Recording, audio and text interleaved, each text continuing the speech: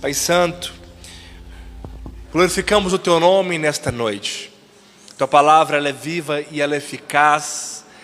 E ela nos lava, ela nos purifica, ela separa alma e espírito juntas e medulas e discerne propósito, pensamento do coração. Que o Senhor nesta noite, ó Senhor, venha semear a Tua palavra em nossos corações e nós venhamos, Pai, venhamos frutificar, germinar. Abra nossos olhos, nos transforma, nos liberta, nos leve a um nível ainda maior, Pai, de revelação de quem Tu és. Queremos contemplar Ti pela palavra, ó Senhor. O Senhor é a própria palavra, nós queremos ser cheios de Ti ao recebermos a Tua palavra, em nome de Jesus. Aleluia. Glória a Deus, amém? Aleluia. Abre a sua Bíblia no livro de Hebreus, capítulo 2, versículo 6 ao 11. Livro de Hebreus, capítulo 2, e o versículo 6. E vamos ler até o versículo 11. O título dessa palavra é Revestido de Honra e de Glória. Algo que precisamos reforçar sempre quando temos oportunidade. Paulo fala: não vos canso de vos dizer a mesma coisa, que é para a vossa segurança. E honra e glória é algo que precisamos de crer e de crescer cada vez mais, para que venhamos cumprir o propósito de Deus, o propósito eterno. Diz assim a palavra do Senhor: antes, alguém em certo lugar deu pleno testemunho, dizendo: que é o homem que dele te lembres? Ou o filho do homem que o visites? Fizestes por um pouco menor do que os anjos, de glória e de honra o coroastes, e constituíste sobre as obras das tuas mãos. Todas as coisas sujeitastes debaixo dos teus pés. Ora, desde que lhe sujeitou todas as coisas, nada deixou fora do seu domínio. Agora, porém, ainda não vemos todas as coisas a ele sujeitas. Vemos, todavia, aquele que, por um pouco, tendo sido feito menor do que os anjos, Jesus, por causa do sofrimento da morte, foi coroado de glória e de honra, para que pela graça de Deus provasse a morte por todo homem. Porque convinha que aquele por cuja causa e por quem todas as coisas existem, conduzindo muitos filhos à glória, aperfeiçoasse por meio de sofrimentos o autor da salvação deles. Pois tanto que santifica como que são santificados, todos vêm de um só. Por isso é que ele não se envergonha de lhe chamar irmãos. Essa palavra ela é extraordinária, ela é uma citação do Salmo 8. E ela é muito... Eu gosto muito do livro de Hebreus. Eu creio que foi o apóstolo Paulo, não tem um autor, mas pela narrativa, pela forma que foi escrito, muitos também creem que foi o apóstolo Paulo. Mas é uma crença.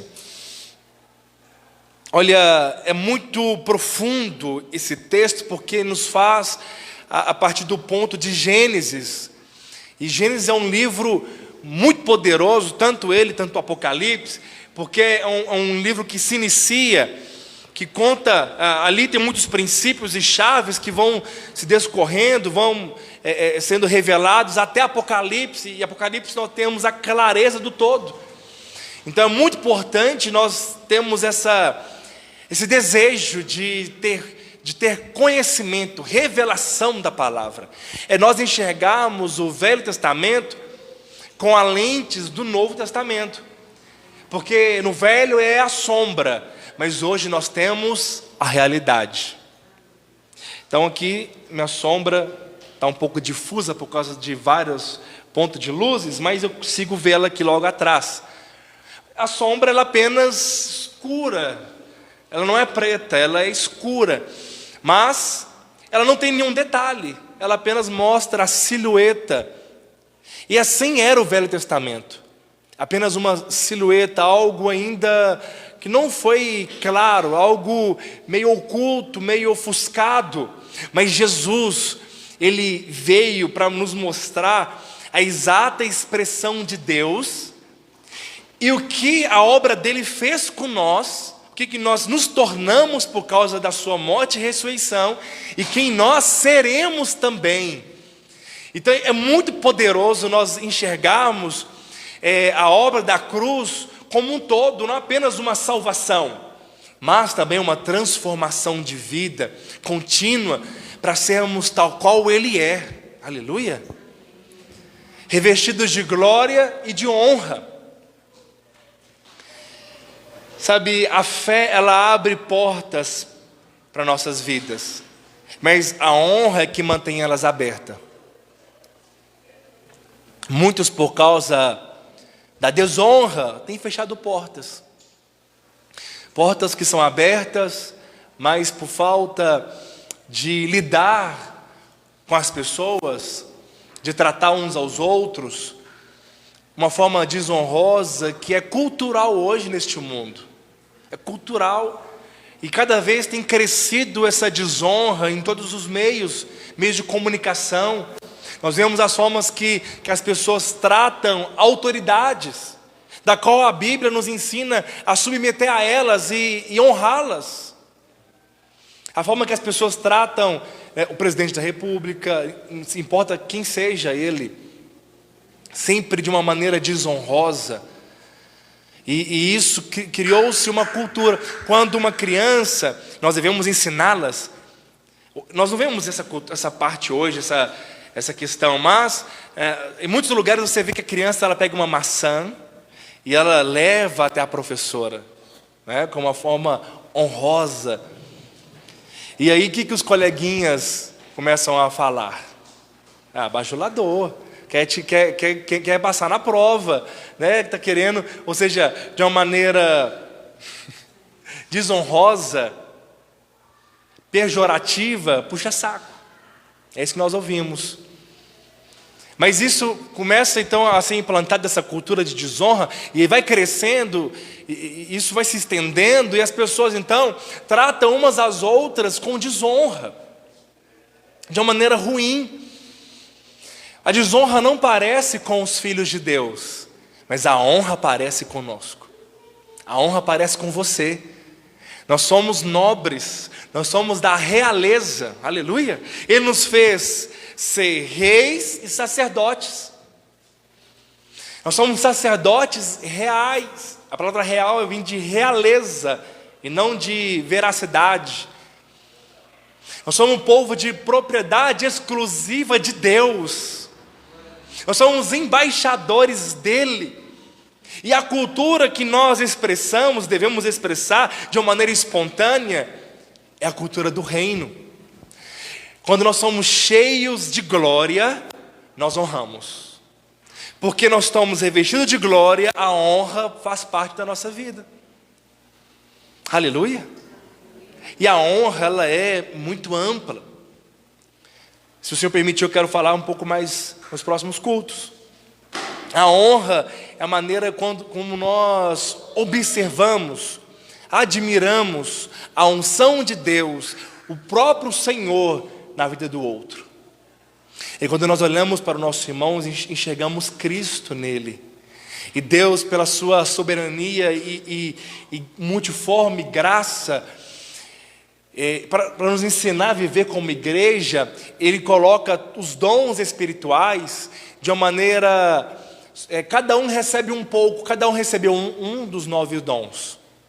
Cada um recebeu uma porção de sabedoria, de conhecimento. E o que eu preciso, o que você precisa, olha para o irmão do seu lado agora. Olha para ele, está com ele, aleluia.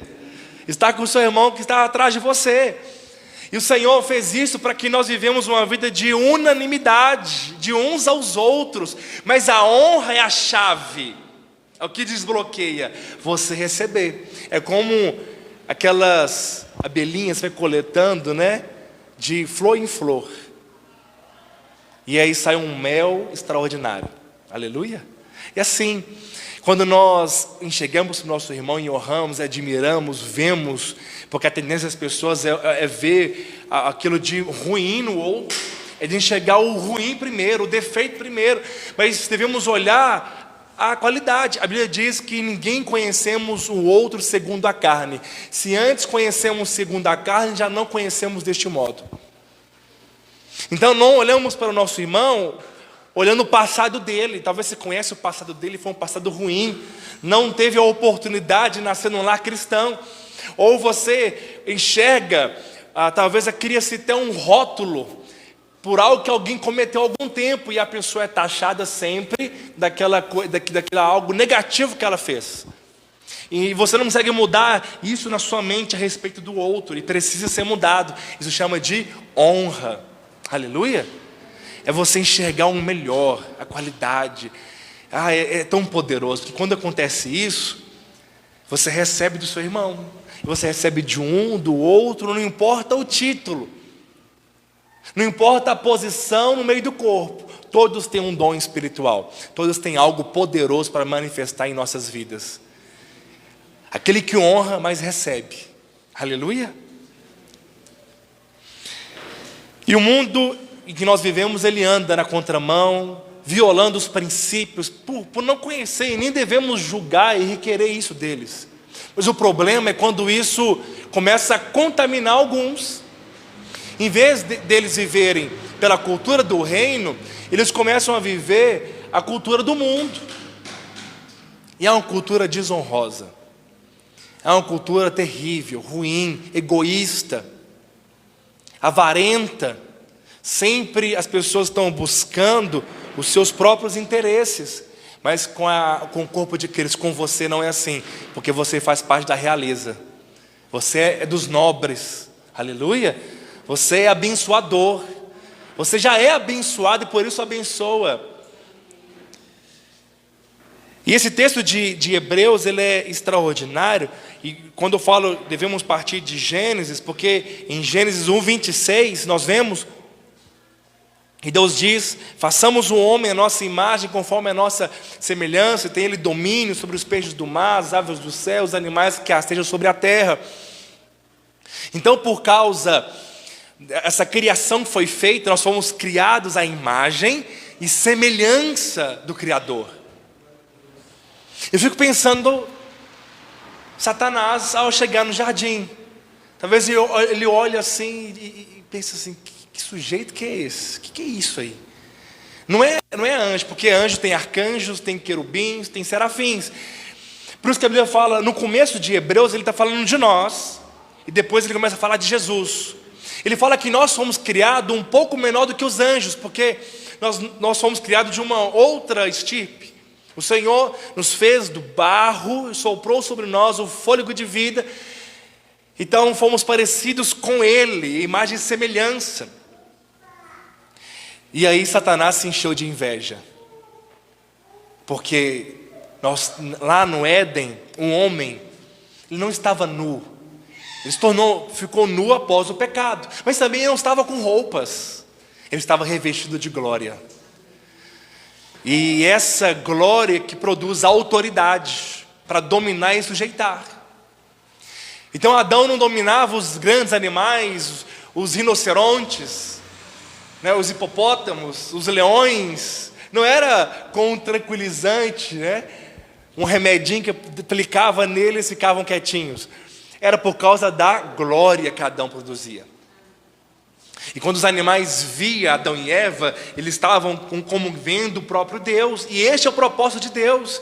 Deus quis compartilhar da sua glória conosco. E quando eu falo glória, não é de elogios no sentido, mas de poder, de autoridade, de vida. Colocar em nós a sua santidade, o seu amor, a cultura dele, as características dele. Então Adão era para ser um tipo de Cristo. Adão e nós, como deveríamos vir de Adão, todos nós éramos para ser como Jesus. E essa comunidade, essa igreja, e aqui seria os céus. Não haveria dor, nem pecado, nem morte, nem guerra, nem doença, nem miséria, nada. como Cristo, vivendo a vida de uns aos outros e contemplando a Deus de uma maneira profunda, íntima, literal, presencial, extraordinária. Não está na nossa mente isso, não está no nosso coração como seria e como será na eternidade. Mas eu quero dizer que nós não podemos ficar somente esperando chegar lá para contemplar. Isso está disponível para nós hoje. Eu sei que a carne nos limita, eu sei que o mundo nos limita, mas nós somos revestidos de glória e de honra. Aleluia. Aí você vê, por exemplo, as drogas hoje dominando o homem. O cigarro, de uma maneira bem química e misturada, né? A maconha, a cocaína, todas elas vieram de alguma planta, vieram da natureza. O álcool, em vez do homem dominar sobre a natureza começou a dominar o homem com os vícios. E olha, eu quero dizer para você que foi lavado pelo sangue do Cordeiro, eu declaro, se há algum vício, vai cair por terra em nome de Jesus, vai ser quebrado em nome de Jesus. Você fuma ou fumava ou bebe, você vai ter nojo do cigarro, nojo da bebida. Amém? Não vai mais te dominar, porque assim são os filhos de Deus. Eles dominam sobre as circunstâncias, eles reinam em vida sobre o diabo, potestade, principados, não sobre pessoas, mas dominam sobre circunstâncias e sobre a natureza. Mas o problema é que quando Adão pecou, ele perdeu essa glória. A imagem foi desfigurada. A imagem de Deus em Adão, por causa da glória que desvaneceu, que perdeu, ele perdeu também a sua autoridade. Não poderia mais ficar no jardim. E aí Romanos 3:23 diz, porque todos pecaram e foram destituídos da glória de Deus. Então eles tinham acesso à glória, mas agora eles perderam. E aí houve a pior tragédia da face da humanidade, o pecado. A pior tragédia que pôde acontecer, é a mãe de todos os males, doenças, misérias, vazios, de todas as atrocidades grandes e terminos em massa que houve.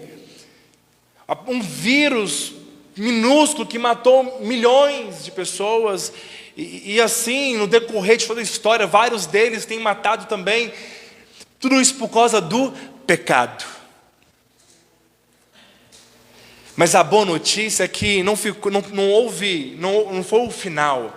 O final não foi porque o homem pecou e agora estão destituídos da glória e condenados a viver eternamente, porque assim é a condição de quem não conheceu a Deus. Ele já está condenado a viver sem Deus eternamente. Então, aos olhos humanos não há mais esperança. Aos olhos humanos, sem Cristo, não tem o que fazer. Não tem solução, não tem como mudar a circunstância, e nada que ele pense que é bom fazer, vai fazer com que ele seja salvo. Nenhuma ajuda humanitária, nada, nenhuma ONG, nada pode fazer com que um homem entre pelos portais eternos. Tem um Salmos maravilhoso, não lembro agora, mas ele diz assim: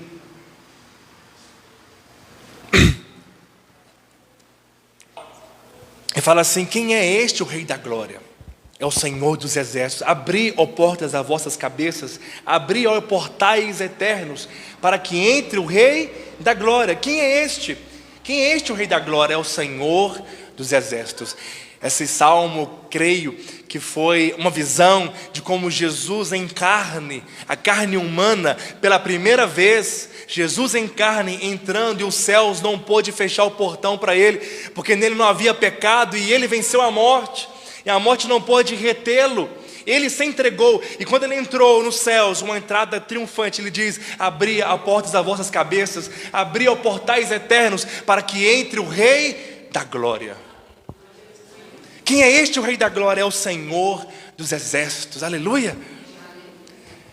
E na cruz houve essa substituição, Ele levando nossos pecados e colocando em nós a justiça dEle, ao ponto de Deus, quando olhar para um homem que teve uma experiência com Ele, que foi salvo, que foi redimido, não há mais condenação, não há mais culpa.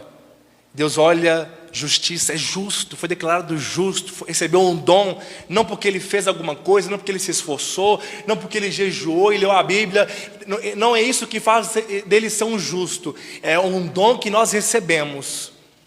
E não há mais condenação, é o que nos habilitou a entrar nesses portais eternos também. Mas a nossa vida hoje não é como que vive esperando chegar aquele dia, é desfrutar da glória que nós temos hoje. É desfrutar de uma intimidade plena hoje, do amor dele hoje para nossas vidas. É contemplá-lo diariamente. Aleluia. E aí nós vemos no verso 10, por exemplo. Vamos voltar no livro de Hebreus, que diz assim, olha, isso é muito poderoso. Então nós vemos que fala que Ele nos fizeste um pouco menor do que os anjos, de glória e de honra o coroastes, Adão e Eva. Constituíste sobre as obras das tuas mãos, todas as coisas sujeitaste debaixo dos teus pés. Ora, desde que Ele sujeitou todas as coisas, nada deixou de fora do seu domínio. Agora, porém, ainda não vemos todas as coisas a Ele sujeitas. Vemos, todavia, aquele que por um pouco, agora está falando de Jesus, aquele por um pouco é Jesus. Então Deus fez Jesus ser também um pouco menor do que os anjos, ou seja, na mesma condição, em carne, sem pecado, mas em carne, na nossa carne física, o nosso corpo, Jesus veio também. Um pouco menor do que os anjos, porque é um outro corpo, não um corpo celeste. Apesar dele ser celestial, mas ele veio num corpo físico, natural. Deus veio em carne. E esse é o grande ministério, não deixou de ser homem, mas também não deixou de ser Deus. Ele era 100% homem e 100% Deus. Aleluia! Deixou a sua glória, se limitou à carne humana, e a Bíblia fala que ele precisou de ser aperfeiçoado. Isso é muito interessante.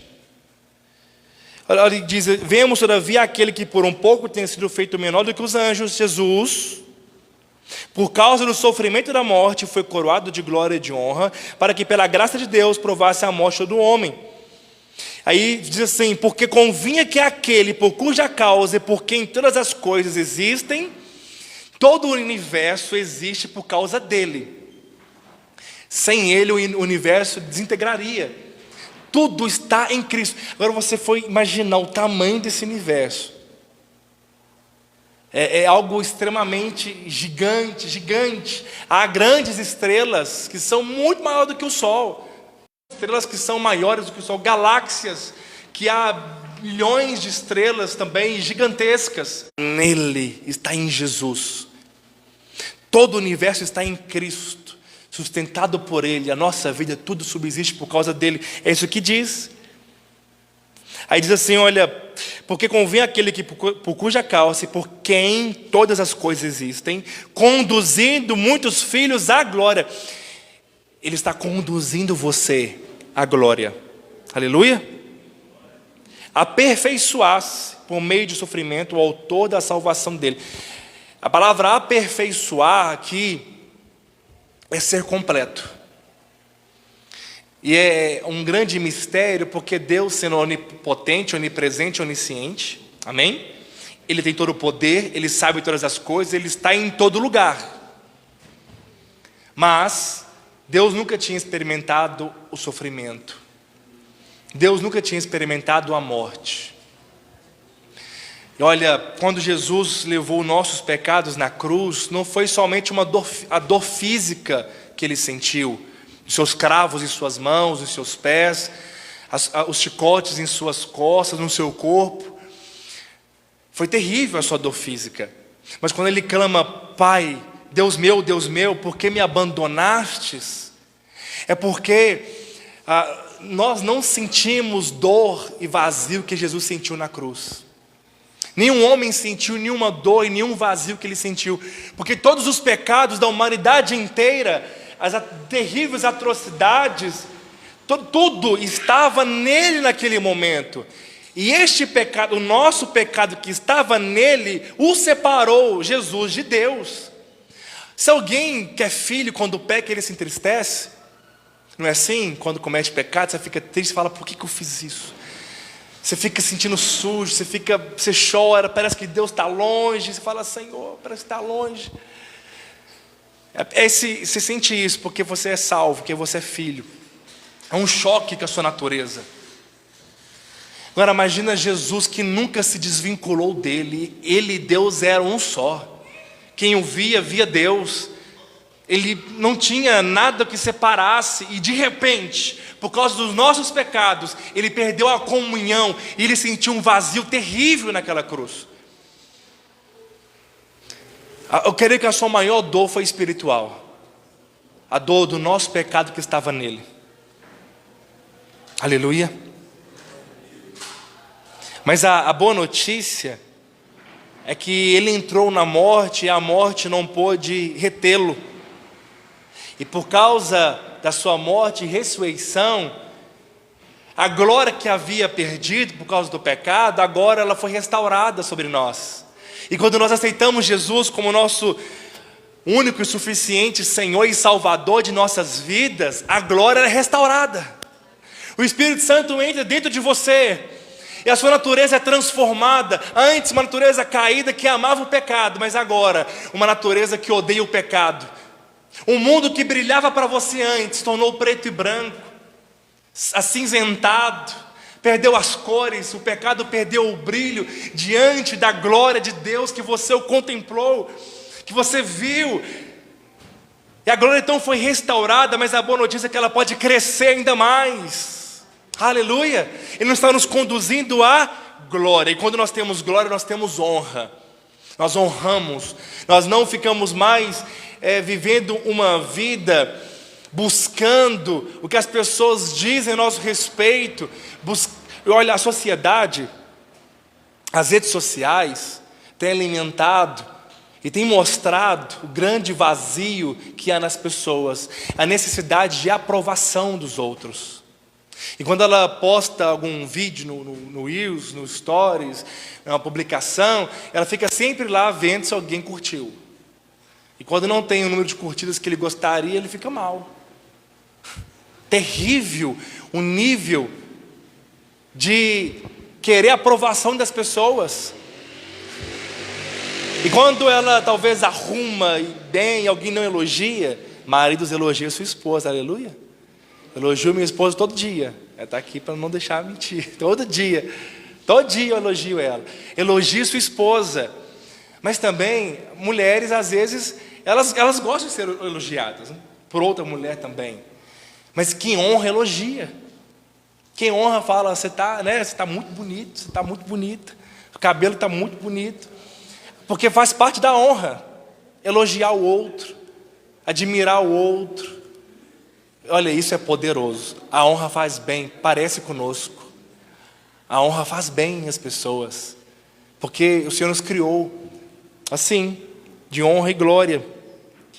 Olha, e é muito misterioso a respeito dos filhos de Deus. É que o propósito é nós sermos tal qual Ele é. Nós não nos conhecemos ainda como Ele nos conhece.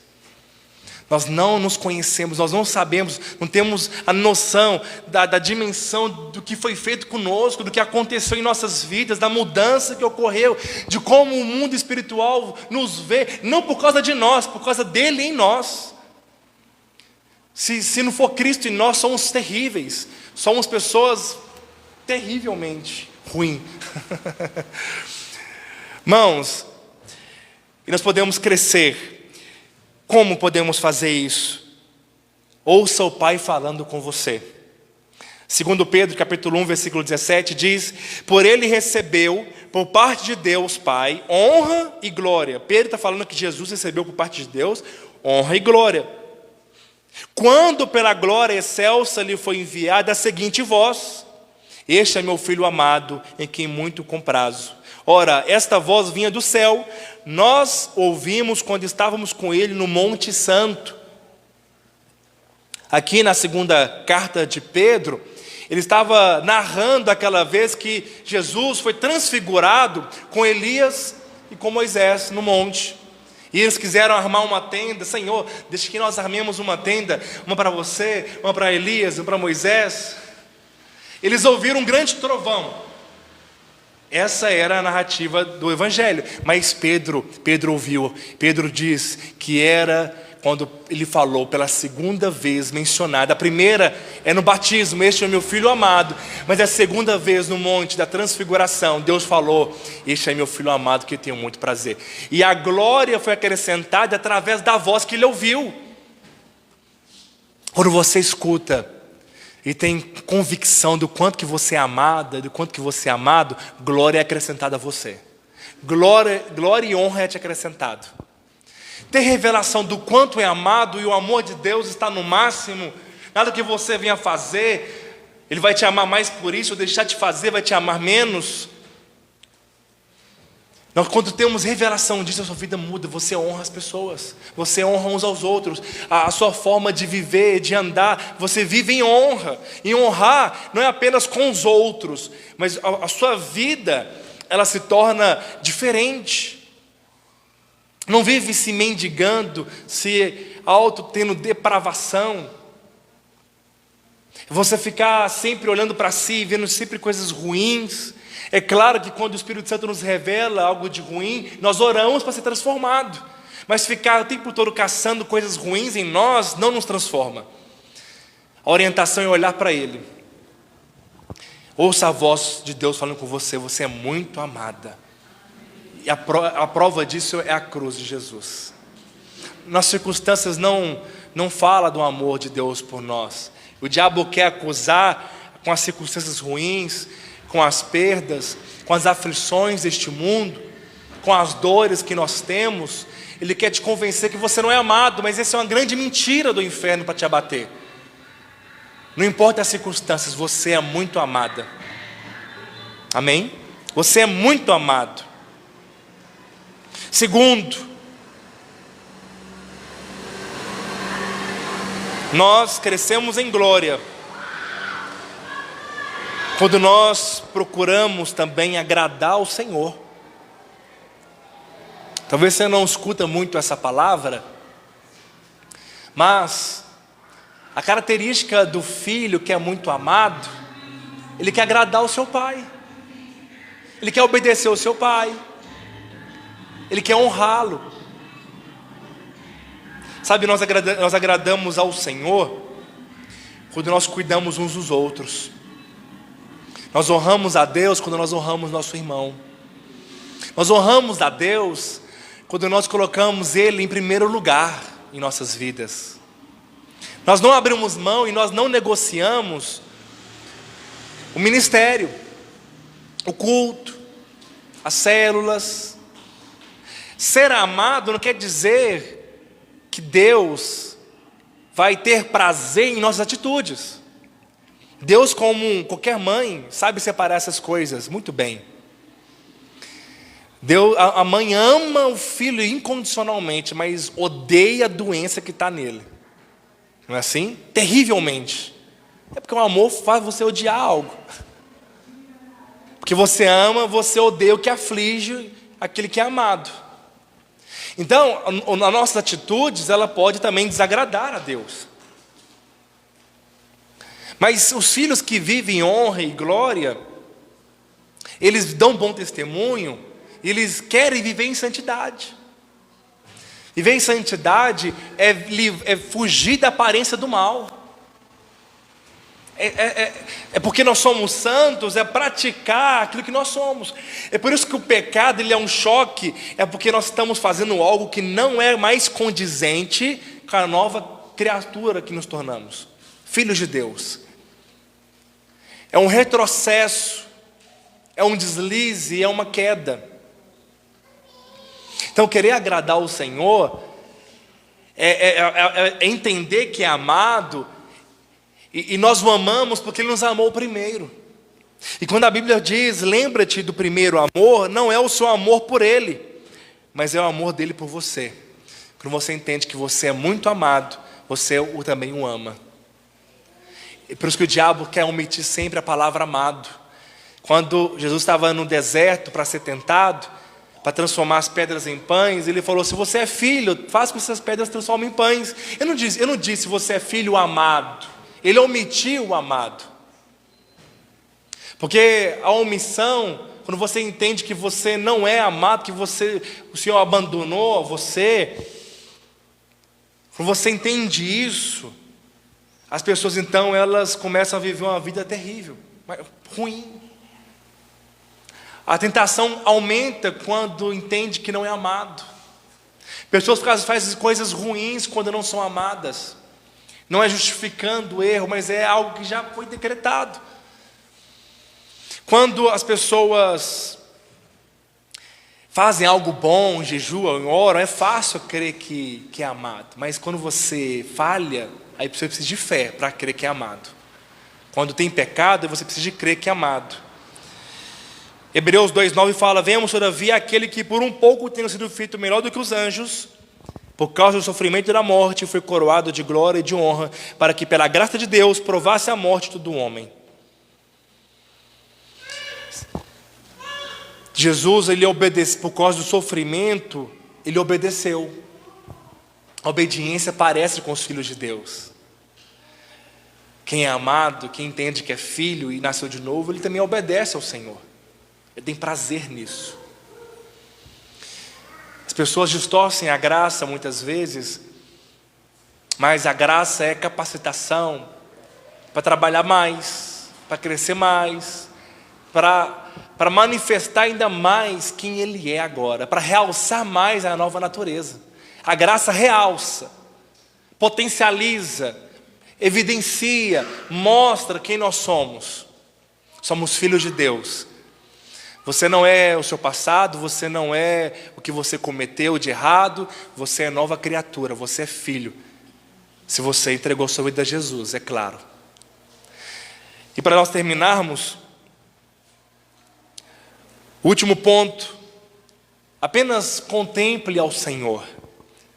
E nos livros de 2 Coríntios 3,18 diz: e todos nós com o rosto desvendado, contemplamos como por espelho a glória do Senhor, e somos transformados de glória em glória na sua própria imagem, como pelo Senhor, o Espírito. Para sermos conduzidos à glória, para que a glória se manifeste em nós, precisamos de contemplá-la. Você é o que você come, quer seja fisicamente na nutrição, mas também espiritualmente. Os seus olhos, os seus ouvidos são a porta da sua alma. É a porta da sua alma. O que você vê e ouve vai transformando também em que você vai ser. Quem escuta notícias ruins constantemente se torna pessimista. Quem vive na cultura deste mundo começa a parecer com este mundo. Parece demais com o mundo. Mas quem contempla o Senhor, parece com Ele. E nós contemplamos por admiração. Não é cansativo. Só tem que tomar cuidado para não distrair. E é tão prazeroso quando você entra para o seu quarto e através da oração e da palavra você o contempla. Você não quer sair dali.